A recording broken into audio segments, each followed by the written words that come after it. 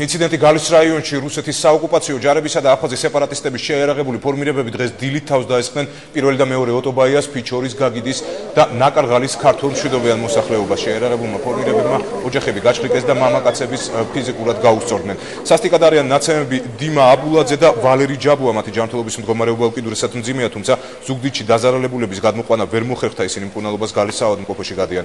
რუსმა ოკუპანტებმა და აფხაზმა სეპარატისტებმა ყოველგვარი მიზეზის გარეშე დაწვეს ჩხორთოლის მკვიდრის ვინმე ბახბაიას კუთვნილი მსუბუქი ავტომანქანა. ყველა სოფლიდან წაიყვანეს მამაკაცები და ამ დრომდე გაურკვევლია თუ სად ყავთ ისინი. უცნობია ასევე რა ბრალდებით აიყვანეს ქართული სოფლების მოსახლეობა.